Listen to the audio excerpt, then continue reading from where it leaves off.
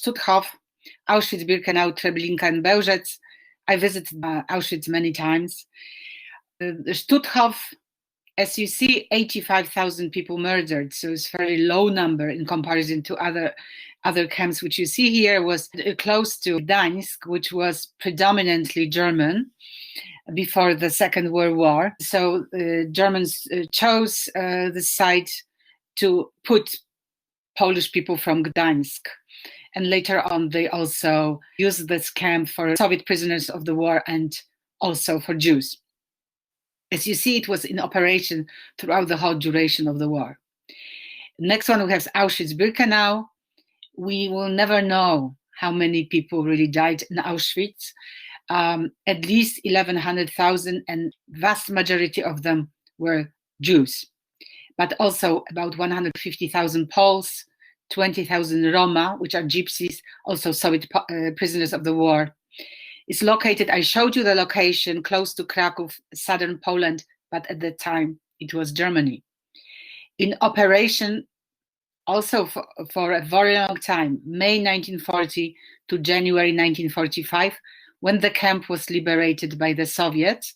At that point in the camp was just a few thousand people. Germans destroyed, for instance, they destroyed crematoria.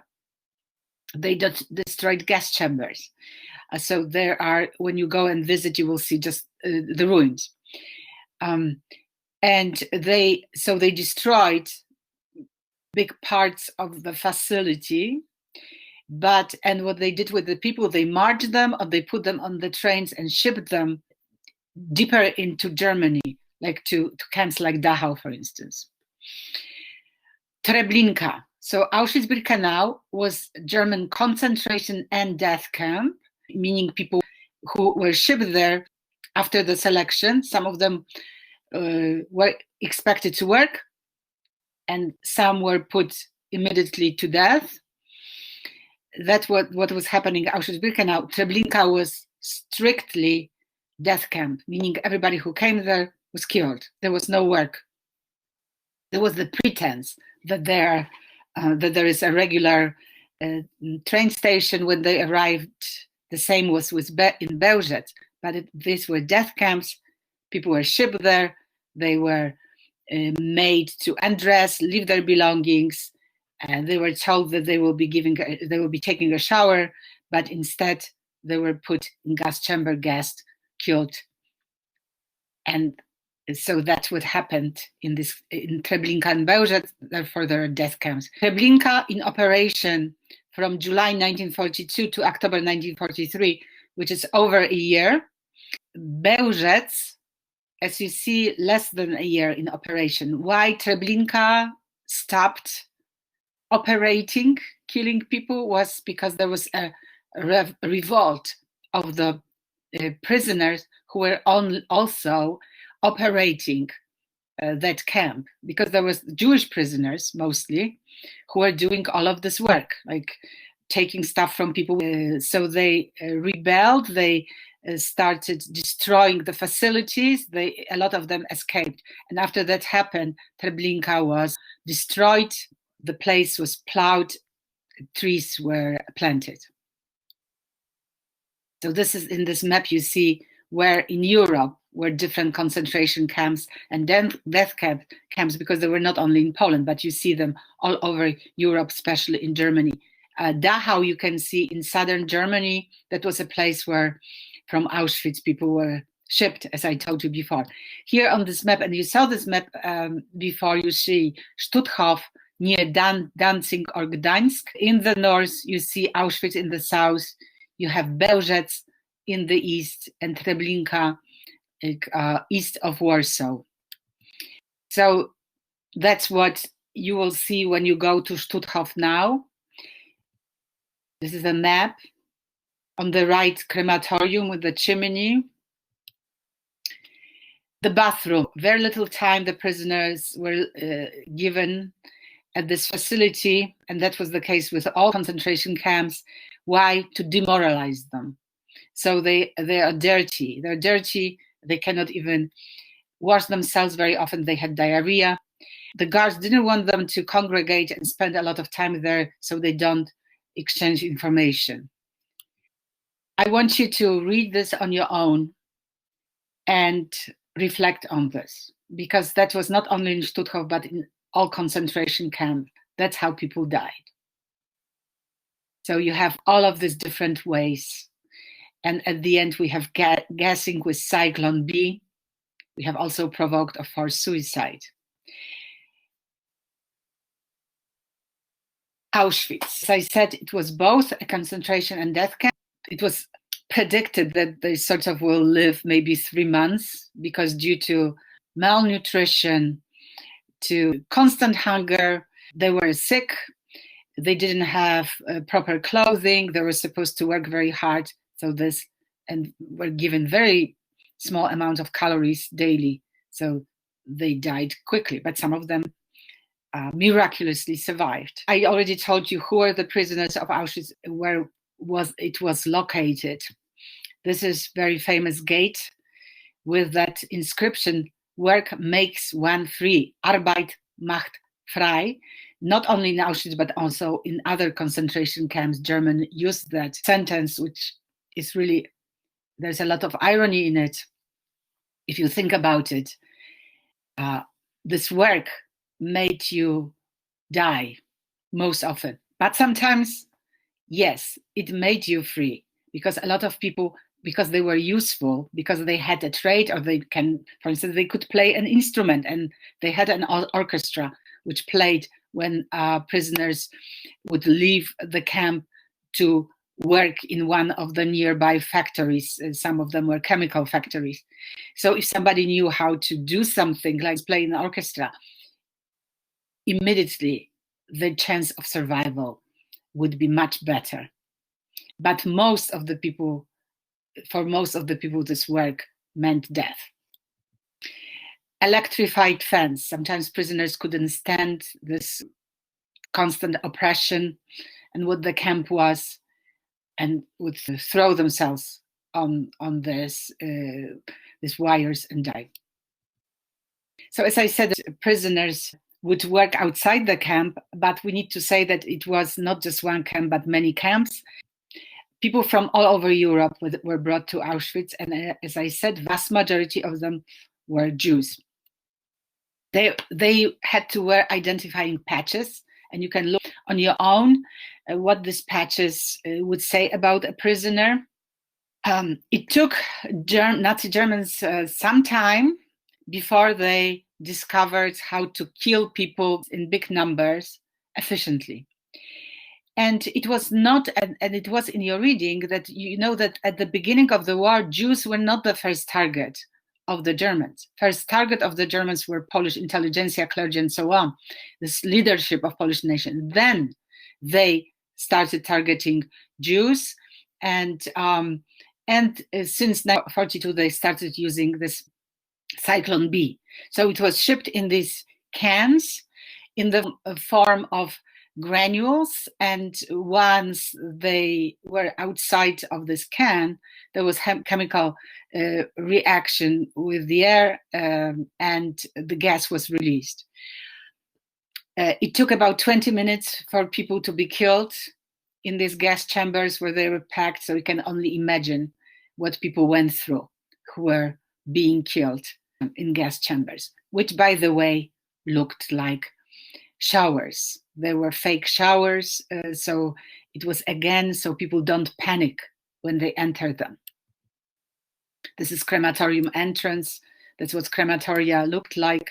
Auschwitz was a huge processing plant, because people who were brought there, they brought different things. They were told that they're being resettled, so they brought clothing, shoes. They brought books. They brought also money, watches, and so on. And all of that was sorted out and sent to Germany, whatever was of use.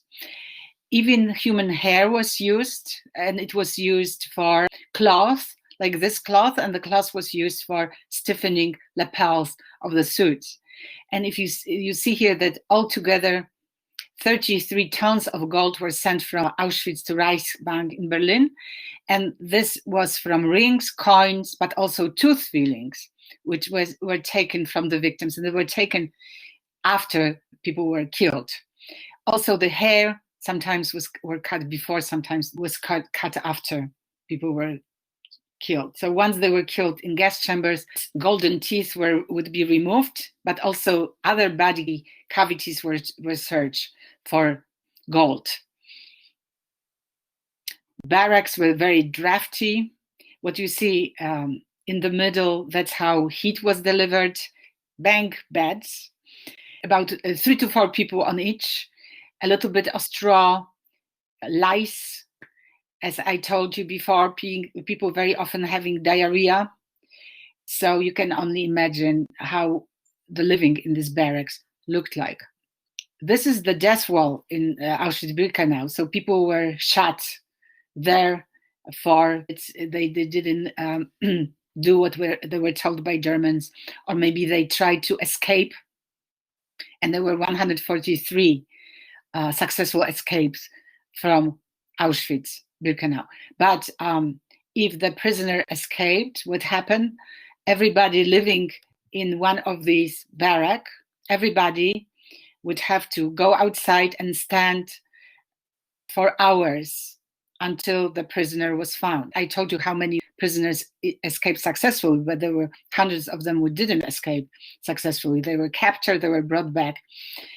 So sometimes they would stand outside in the rain or in heat, in severe cold for like 12 hours. Hunger and cold were the biggest enemies in the camps. For some kind of disobedience, they would be punished sometimes by solitary cell, standing cell, that they couldn't sit, they couldn't lay down, they had to stay and for instance 12 hours, and then next day they would have to work. One of the most famous prisoners of Auschwitz was Father Maximilian Maria Kolbe, a Catholic priest, who died in 1941 because another prisoner, whose name was Franciszek Gajowniczek, he was randomly selected by Germans to be killed, one of the 10 prisoners who were supposed to be killed as a punishment for another prisoner who escaped.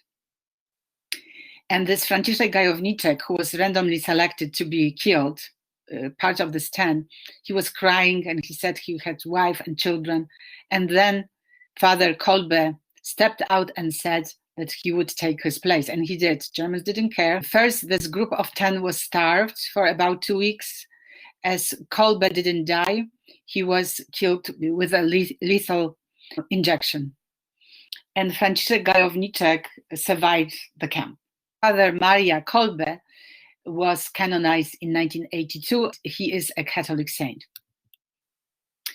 Even bathrooms, these group toilets, people could use only at prescribed times, and no privacy here either.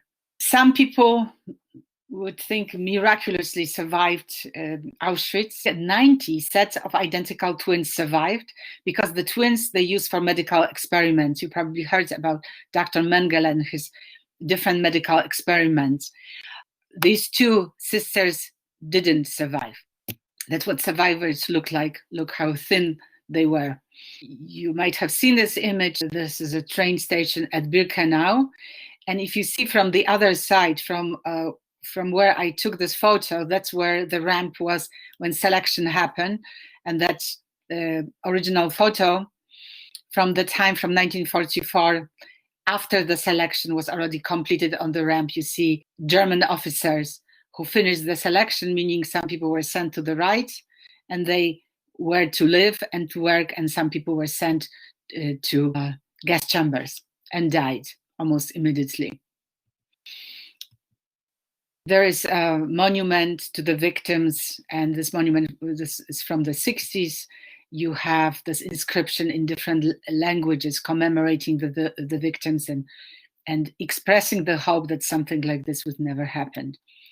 The commander of the camp, Rudolf Hess, was tried in Nuremberg and was then he was brought back to Auschwitz-Birkenau, and here he was hanged on this gallows in 1947. This is his house, very idyllic residence with his kids playing in the garden, and just next door to it, all horrors of Auschwitz were happening.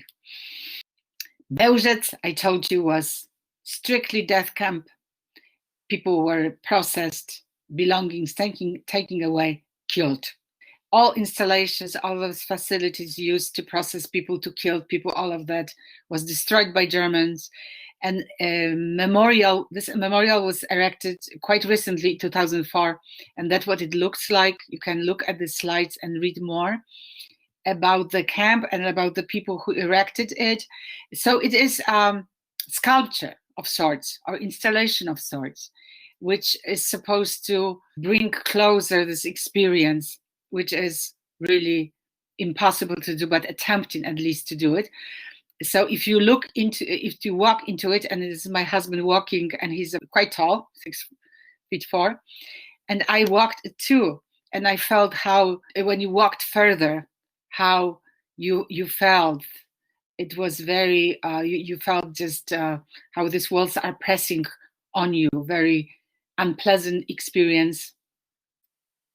And at the end of this, you see this wall, and you see that inscription, which is a quote from Job, from the Bible, which says, "The earth do not cover my blood, so my outcry is heard." And this is what it looks like: charred pieces of stone with the names of different villages from which Jews were shipped there. Only Jews were murdered and Bełżec. And this is how they got rid of the bodies, using this railway ties and tracks. Treblinka, and I told you that a lot of Jews from the Warsaw Ghetto were shipped to Treblinka. 750,000 Jews were murdered there. As I told you, also Treblinka, strictly death camp. People who operated the camp tried to destroy the facility, and they escaped. Some of them were caught, some of them were successful in their escape. The facilities were destroyed, it was plowed, and the trees were planted, and after the war, that memorial was placed there. Stones symbolize tombstone, Jewish tombstones, shtetls, meaning Jewish villages from which people were shipped to Treblinka to be killed.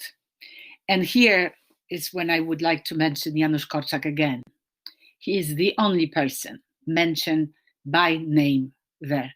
So this alone tells you that he did something extraordinary. And this is the monument to him in Warsaw. So who he was? His real name was Henryk Goldschmidt. His pseudonym was Janusz Korczak, a Jew, a Polish Jew, a doctor, writer, educator who really knew a lot about children and worked with children, supervised orphanages, and he went to the ghetto with the kids from his orphanage. And he was offered numerous opportunities by Polish underground to be smuggled out of the ghetto and to live. He refused to do that. He stayed with his kids from the orphanage, and he died with them in Treblinka, and therefore his name is there. Polish narrative of the Second World War includes, of course, the Soviets, and we know already from the reading that there was a lot of the monuments to Red Army soldiers which died in Poland. But we have to remember how many of them died.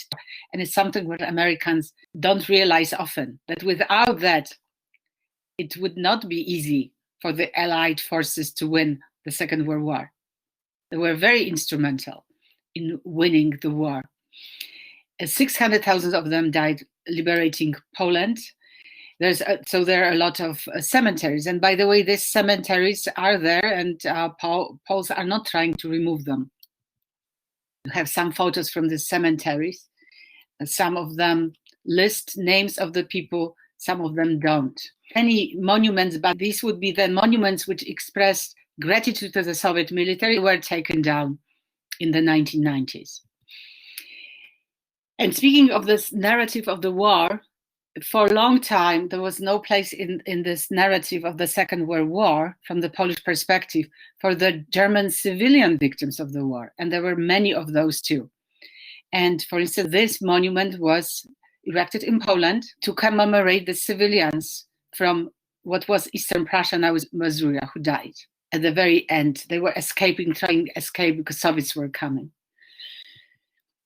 And another very interesting monument, a cemetery erected in 1996, again, many decades after the war, in part of this Polish-German reconciliation. I think everybody who lost somebody, either in the war or in some kind of conflict, would like to know where this person is resting, that the person has a resting place. In this year, the cemetery in Puławy was established, and remains of soldiers, German soldiers who fought in the war, were brought there. And it also recognition that some of these soldiers, they could also be viewed as the victims of the war. This is also the cemetery. We read that although Poland didn't exist a free country, and Poles fought on Polish land, meaning the military underground, organized actions, sabotage, espionage, and so on. But there were quite a lot of Poles abroad who fought against the Nazi Germans. And for instance, Polish pilots, 147 of them shot down to 201 German aircraft during the Battle of Britain. And if you look at this date of the Battle of Britain, there was battle which was fought only in the air, and Germans never set foot in Great Britain. Poles were the largest non-British group of pilots participating in the battle, and this monument is in London. There is another part of this monument, and there is a very interesting quote, telling quote from Churchill, which says, "Never in the field of human conflict was so much owed by so many to so few." So that's what he's commemorating, this heroic pilots who defended Great Britain against Germany. This is the list of Polish soldiers. We all liked like animals. There was this bear with the name Wojtek, which was a mascot of Polish soldiers in General Anders' army. He carried ammunition. Polish soldiers adopted him in Middle East, and with them the bear came to Great Britain, but they had to at the end put him in the zoo. So Polish contributions. These two Polish armies fought during the war. One was created in the Soviet Union. A lot of these soldiers were these people who were deported from Poland by the Soviets. That was sometimes their only chance to leave the Soviet Union. Both of these armies were actually created from these people. Both were created in the Soviet Union, but one left the Soviet Union under the command of General Anders and fought later on under the British command. And the second, formed in 1943, fought under General Berling, and they were part of the Soviet forces. Another big contribution was breaking the code and Enigma. And people usually remember the British broke the code of Enigma, but there were Polish mathematicians who, before the war, were able to do that, and whatever they found out, they gave to the British, and that's how the British were able to continue with the work. A lot of valuable military intelligence was passed along to Western allies. There was a resistance, which I told you, 400,000 strong, organizing different sabotage and other actions against Germans. And also there was a Polish organization which tried to help to save Jews during the Second World War. And they saved approximately 40,000 of Jews. And only in Poland, the punishment for sheltering a Jew was death. In the west of Europe, no, only in Poland. Also, which might come to you as a surprise, University was closed, high school were closed, but still Polish people were getting education in the secret universities. A lot of them got even diplomas. This is a statistic of Yad Vashem, which celebrates people called the righteous among the nations, people who helped to shelter Jews during the Second World War. And this is the number for the Poles, the largest group. One of them was Irena Sendler. She was associates. She was able to save 2,500 children from the Warsaw Ghetto. But you just think about this, how she would go. She was a nurse of Red Cross. She would go in the ghetto. She was able sometimes to talk to families, and it was not easy to persuade them to give children to her. And she was trying to keep identities of these kids because they were given new identity. They had to be taught how to make the sign of cross, how to pray in Polish, and so on. And 2,500 children she's helped to save. Very interesting story of her. She's one of these righteous. She's really superhuman. And this is what this German encrypting machine Enigma looked like. During the Second World War, information had to be carried by people. So there were these Polish couriers who went across Tatra Mountains carrying the information. Stanisław Marusarz was one of them. Józef Krzeptowski was another one. After the war was over, or coming to the end rather, the decision about the future of Poland was made by the leaders of the United States, the Soviet Union, and Great Britain. And they were made already in February of 1945. And then another conference was in August of 1945, which is at the end of the war. And during these conferences, it was agreed on Polish new borders. Pretty much they agreed that Eastern territories, which the Soviets took over, they will stay in the Soviet Union, while Poland will be given some Western territories, which pre-war were Germans. They also agreed on expulsion of Germans from Poland, Czechoslovakia, and Hungary. Over 3 million of Germans were expelled. First, some of them were put in concentration camp. They were all civilians, and quite often they were really mistreated.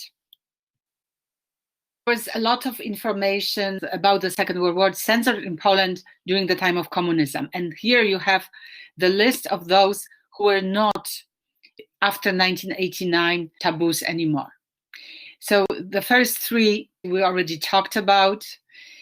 The next one is Polish involvement in the murders of the Jews in Jedwabne, in other places in Eastern Poland. It came as a shock to a lot of Poles, I should say almost everybody, when this book was published in 2001.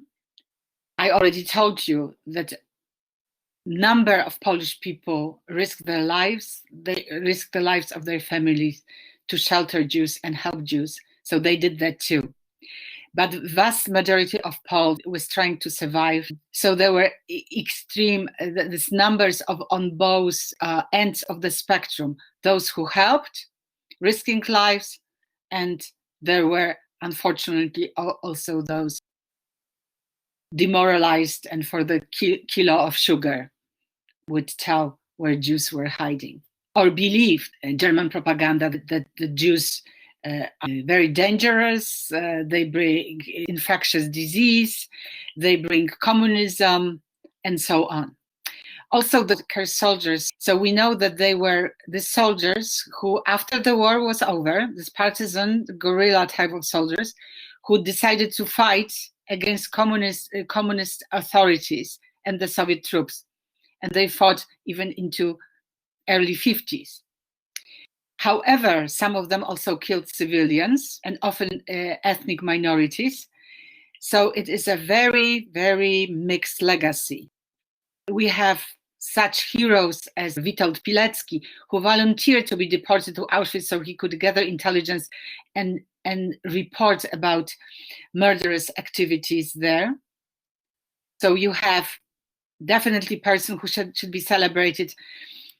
But there were also people like Bury, which was the code name of Captain Romuald Reis, who was in charge of guerrilla soldiers who killed 70 Belarusian civilians. And they are both in this group of Kursk soldiers. I think that these two examples are very telling, and you understand why I have very mixed feelings about just putting everybody in one group and celebrating them when some of them committed crime. But still very sensitive topics. The civilian population, which was expelled from Poland and Czechoslovakia, how their suffering should be commemorated. Rapes of German and Polish women, murders performed by Ukrainians on Poles and in retaliation by Poles on Ukrainians. And again, Poles and Jews. What was the real extent of Polish aid to the Jews? Could they have done more? Very difficult, painful questions. And as I told you, only in Poland, death was the punishment for helping a Jew in any way. But I told you already that this information came as a shock to a lot of Polish people, but historians are publishing research on this topic. So this is more mural about that Day of Remembrance of Kursk soldiers. Some of these organizations which commemorate them are like this National Radical Camp, which is very nationalistic organizations. And if you look at that, looks pretty scary to me, if I may say. And this is the end. Thank you very much.